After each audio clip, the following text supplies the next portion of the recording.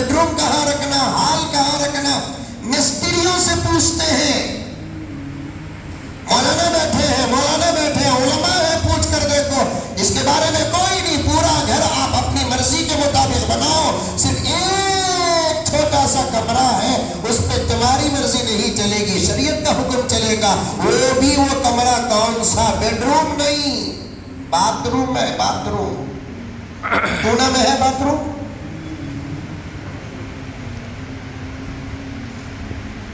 Kitchen کہیں بھی رکھو، بیڈ روم کہیں بھی رکھو، ہال کہیں بھی رکھو، ڈائننگ ہال کہیں رکھو، ڈریسنگ روم کہیں رکھو، پارکنگ کہیں رکھو، اسلام میں اس کی طرف اشارہ تک نہیں ہے، کیونکہ گھروں کی برکتوں کے، رحمتوں کے تمام تر باتیں اللہ تبارک و تعالیٰ کی طرف سے ہے اور ہمارے اعمال پر ہیں۔ ایک ہی ہے باتھ روم، وہ بھی چھوٹا سا کمرہ، ہو مقدس جگہ بھی نہیں، پھر بھی جتنا سکون وہاں ملتا کہیں اور نہیں ملتا، بیٹھ جاتے ہیں حضرت، نکلتے نہیں جب تک دروازہ نہیں مارتے۔ آج کل تو باتھ روم اتنے شاندار بنا رہے، اتنا شاندار بنا رہے ہیں، باتھ روموں کے شاندار بنانے کے خرچ میں خاندان کے کم سے کم 4-5 غریب بچوں کی شادی ہو جائے گی۔ میں جاتا رہتا ہوں، پورا ہندوستان پھرتا ہوں، ٹہلنے کے لیے کہیں کہیں ٹہراتے ہیں، میں چپکے ایسے نہیں پھرتا، جہاں کتابوں کا مطالعہ کرتا ہوں وہاں حالات کا بھی مطالعہ کرتا ہوں، نوٹ کرتا ہوں۔ میں کسی کے گھر میں قیام ہو جائے، ضرورت تو سب کے پیچھے لگی رہتی ہے، کیا مزمل صاحب کو ضرورت نہیں کیا؟ کب تک بھی پیشاب آتا ہے، آؤ حضرت وہاں بھی آپ کی برکت، وہاں کیا برکت ہے بھائی؟ باتھ روم کو جانا، بیت الخلا جانا، خوش ہو کر اندر بھیجتے، کیا کہتے ہیں حضرت کی برکت وہاں بھی رکھنا۔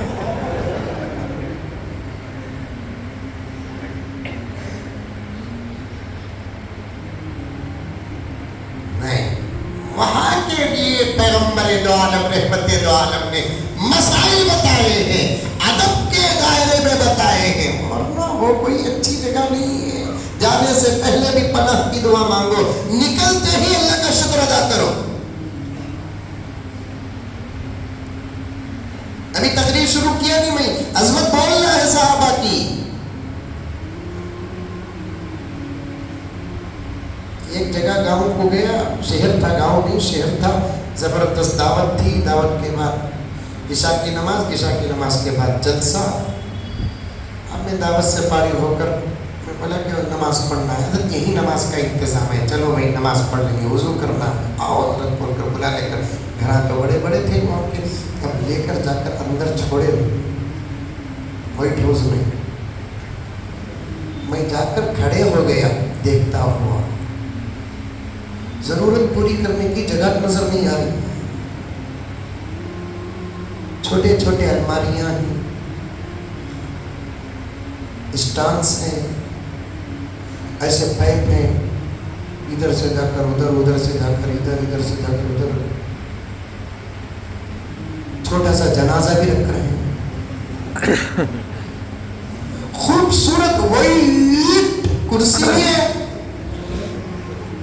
سب سے بڑی بات تو یہ ہے کہ زبردست آئینہ بھی ہے، میں دیکھا یہاں کیا دیکھتا ہے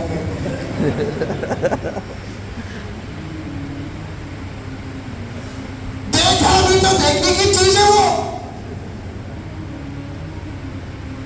علامہ شامی رحمت اللہ علیہ نے لکھا ہے صاف صاف، کوئی آدمی خود اپنی شرمگاہ بھی نہ دیکھے ذہن کمزور ہو جاتا ہے۔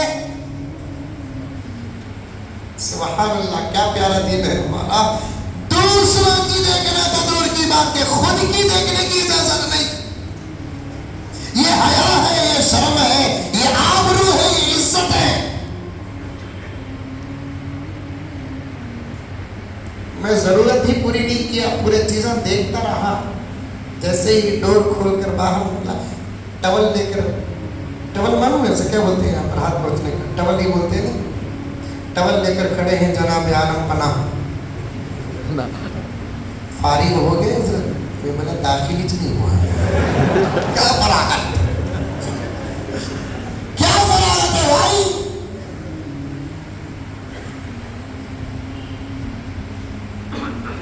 نہیں، وہاں بیٹھنے کی جو چیز ہوتی ہے اس کا رخ قبلے کی طرف نہ رہے، پشت قبلے کی طرف نہ رہے. بچت آپ جو چاہے جیسا چاہے بناؤ، لیکن پردے کا، شرم کا، زندگی کا، موت کا ذرا حساب کر کے بنا لو بس.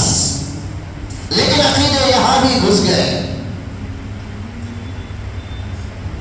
دکانوں میں عقیدے گھس گئے، بیکار کے عقیدے جن کا ثبوت نہیں ہے قرآن حدیث میں، بیٹھنے اٹھنے میں عقیدے گھس گئے. ایک گھر کو گیا تھا میں، گھر کی اوپننگ میں،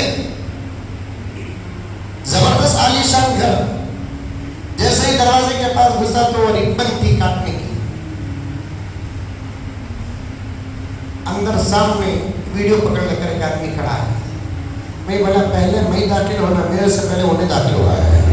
یہ کیا عقل ہے دیکھو. حضرت پہلے آپ کا قدم، میں بولا جناب عالم کا قدم اندر پڑ چکا ہے. کتنی زبردست عمل ہے ان کو، تو بھینس کا بھیجا کھلانا.